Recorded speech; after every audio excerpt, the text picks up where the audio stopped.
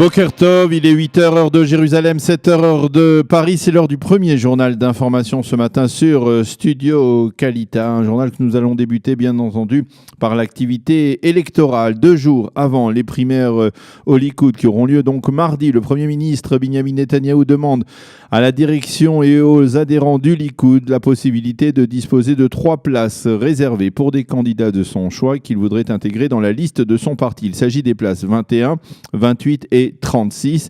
Selon Binyamin Netanyahou, ces places lui sont nécessaires pour favoriser des alliances à droite destinées à contrer toute formation d'un bloc de centre-gauche. La question est de savoir qui rejoindra le Likoud à 3 semaines de la fermeture des listes électorales. Plusieurs options. Le foyer juif qui doit élire aujourd'hui son leader et sa liste électorale. Mais ce matin, le directeur du foyer juif, Nir Orbach, a repoussé l'option d'une union avec le Likoud. Il est également question du parti Kulanu de Moshe Kahlon, mais ce dernier a également repoussé hier soir un tel cas de figure. Enfin, il y a Avigdor Lieberman et Israël Beiteinu qui pour l'instant ne réagissent pas à ces derniers développements. Selon certaines informations, Naftali Bennett, le leader de la nouvelle droite, qui a lui-même scindé son ex-parti, le foyer juif, pour créer donc cette nouvelle droite, aurait suggéré à Moshe Kahlon et à Avigdor Lieberman de fusionner avec le Likoud. Par contre, Bennett lui-même refuse de s'allier au Likoud. Bref, à droite, on voudrait s'allier, mais là encore, l'ego semble jouer un rôle déterminant, risque d'empêcher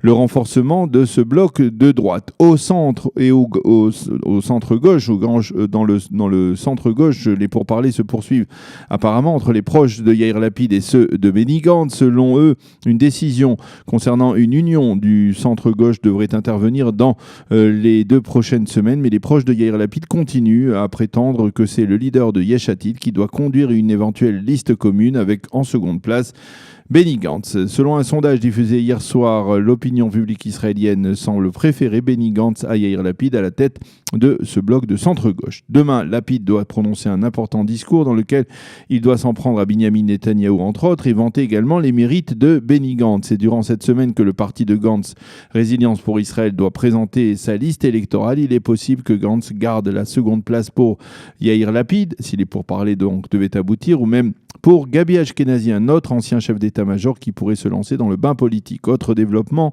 les partis arabes israéliens de Balad et de Hadash, il s'agit dans le cas de Hadash du Parti communiste israélien, ont désigné durant le week-end leur représentant à la Knesset. Le député Ayman Odeh a été à nouveau désigné comme premier représentant du Parti communiste et il devrait prendre la tête de liste de la liste arabe unifiée. Et la tête de liste du parti Balad est le docteur Matens Shradeh. Ceci étant, 3 députés arabes israéliens ont été reçus hier par le président turc Tayyip Erdogan à Istanbul, ou à Ankara, pardon.